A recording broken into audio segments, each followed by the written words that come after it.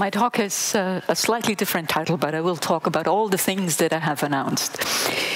I'm speaking to you as a philosopher, and philosophy succeeds when it is running in open doors, the doors that it has put in place itself. Or to rephrase, philosophy succeeds when the audience, you, has the impression after what has been said that open doors have been run in, doors that you were not aware of, but find in the process as useful for your self-understanding, for understanding what human life is, what the conditions of human life are. So I hope in the next 14 minutes I will actually show you that you already know what posthumanism is. I hope also to show you what it shouldn't mean, that there are some doors that need to be closed.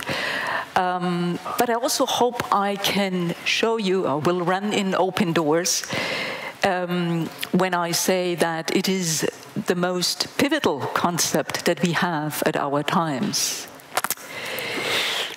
A concept that puts much demand on all of us and each of us, but a concept that we must not set aside.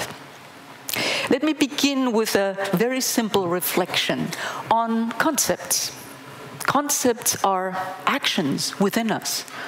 Concepts are the most powerful tool of humankind. Concepts do many things.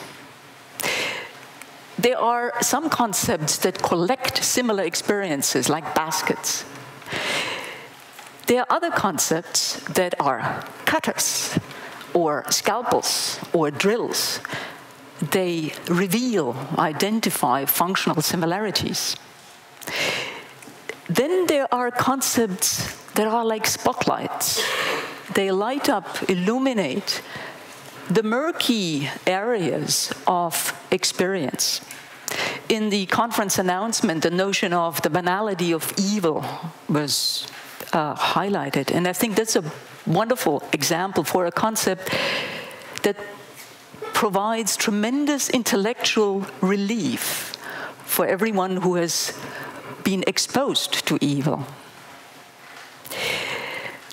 Temporality, authenticity are similar concepts. They get us into the corner of our own human experience that we normally are not aware of. Then there are concepts that situate, the big picture concepts, where we stage our collective past to ourselves, to each other. And finally, there are the concepts that are like beamers, like projectors. They project our collective futures. So far, the humanities have mostly focused on concepts that illuminate, that situate, and there are sometimes a projector concept comes up. But it's very important to take that little simple classification to realize that the natural sciences focus on concepts and classify and analyze, while the humanities take up the full adventure of human thought and acknowledge that human thought and human understanding has many dimensions. The humanities engage all 5 types of concepts. So if I would want to celebrate anything, it was not a particular concept today, but rather the courage of the humanities to expose us and themselves, humanities scholars, to the full scope of human understanding that often is so irrational and so associative and so creative. So again, the humanities so far have focused on what could be called the hermeneutic concepts, the illuminating, the situating concepts, the concepts that help us to understand who we are, what a human life is, what human being is. And occasionally there are some projector concepts. And there's one that I think, a recent one that we really need to concentrate on right now that deserves our attention. Posthumanism is one of a battery of post-concepts that cultural philosophers, cultural theorists have introduced during the past 3 decades. Postmodernism, post-structuralism, post-animalism, post-disciplinarity.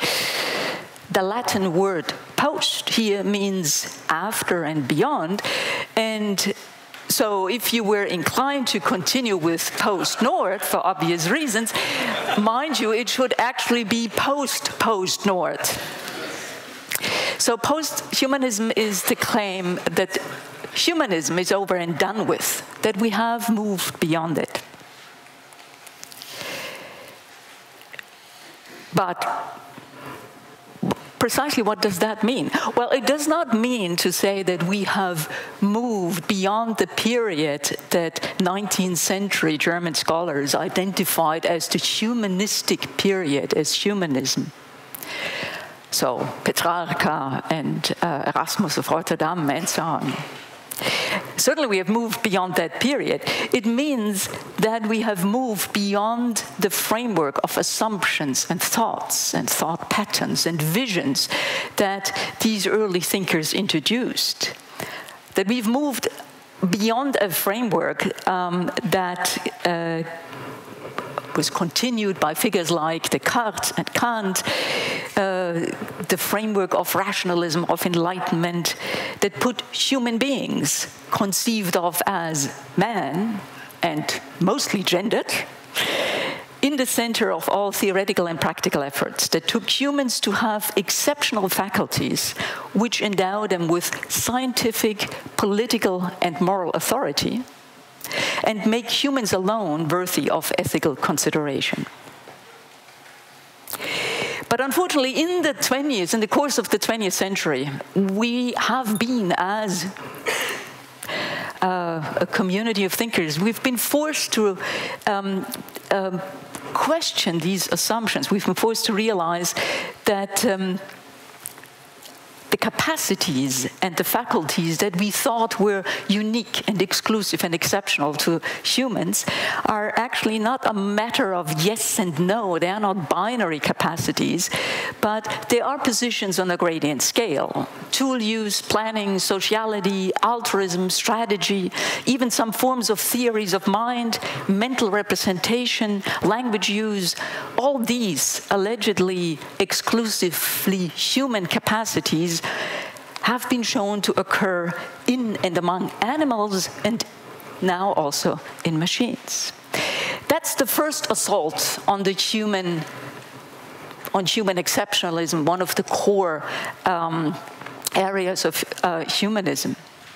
The second one is the realization that some of these allegedly exclusive capacities are in themselves quite questionable. Our capacity for rational decision-making, for example, has become questionable in itself. Psychology and cognitive science has forced us to acknowledge that often decisions are made by our pre-conscious cognitive systems or even our brains long before conscious rational thought is setting in.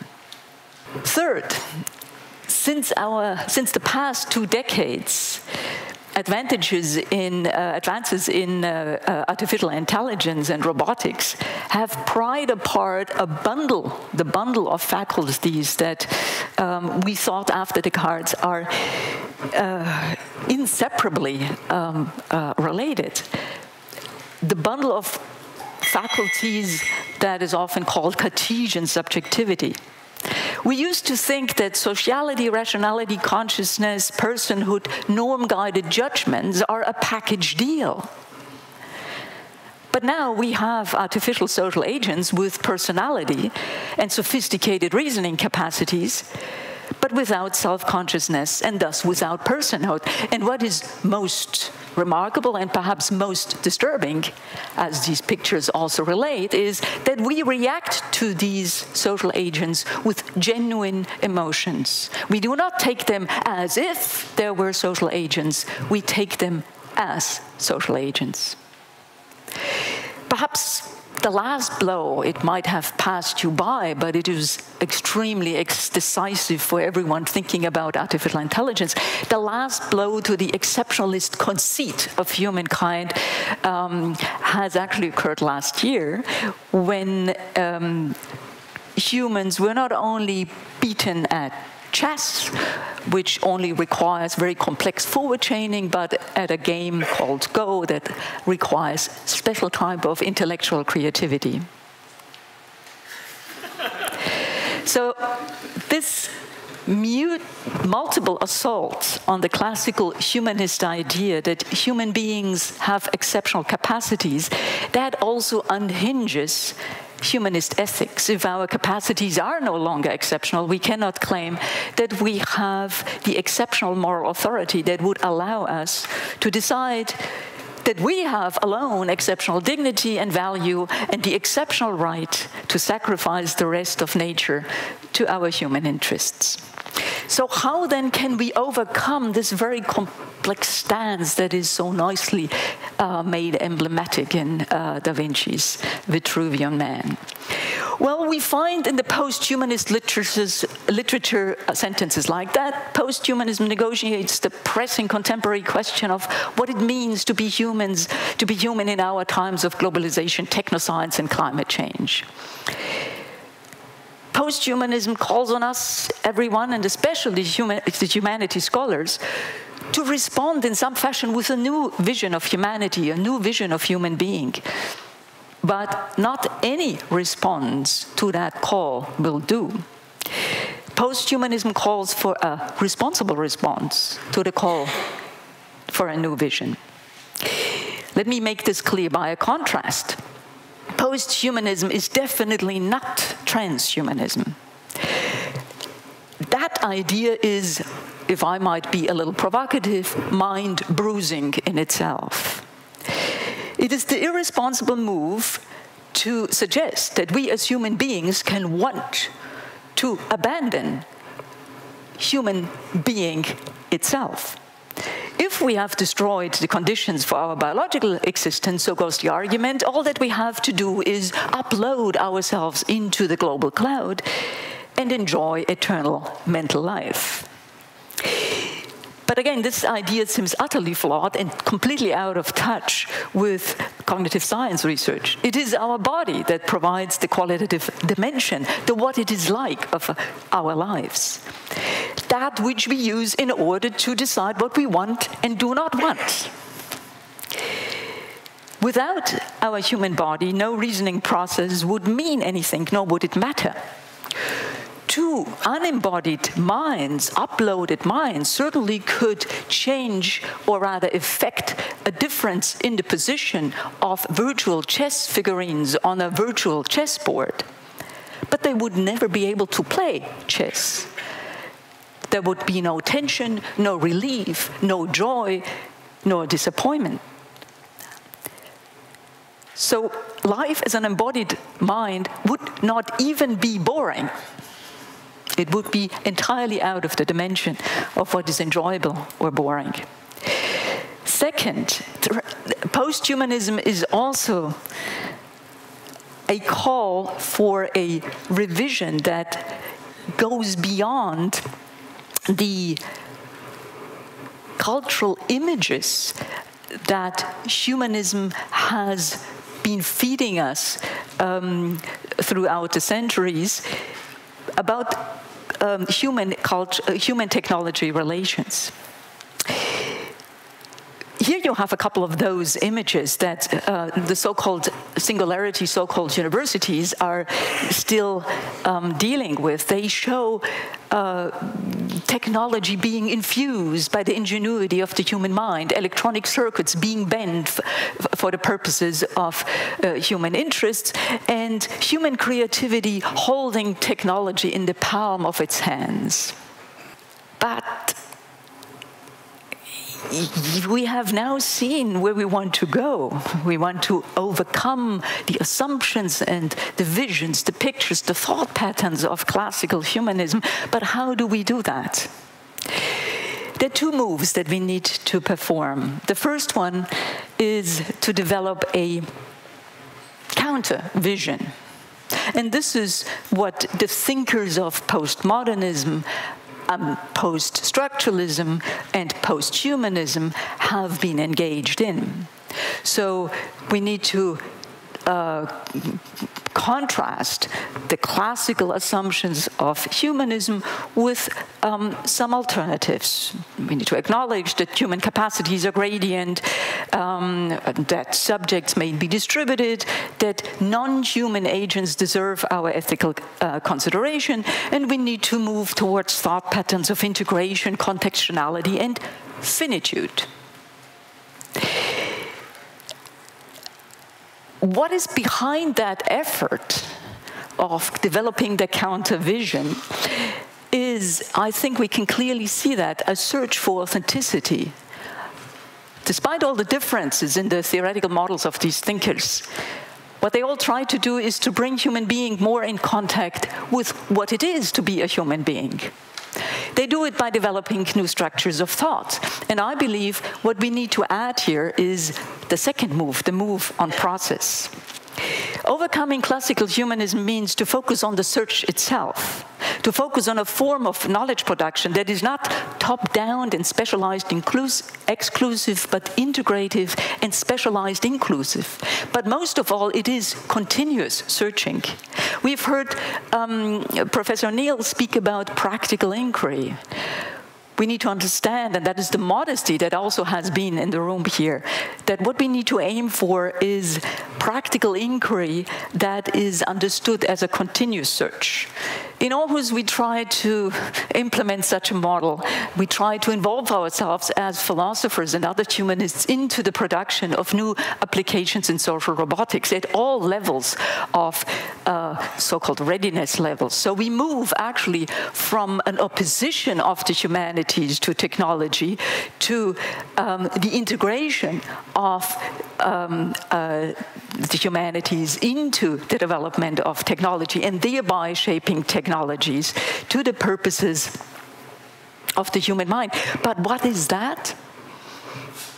I hope I now have set up the open door, and I hope that you now see what I have run in.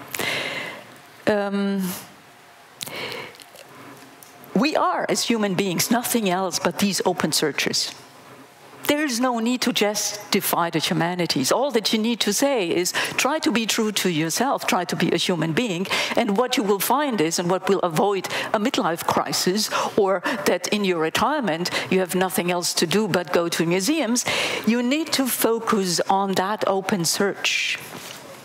Put that at the center of your efforts. Listen to all sides, to the situation, instead of losing yourself in technocratic visions, and be guided not by what we can do, but by what we always know should actually guide us, that which we can and should do in one block.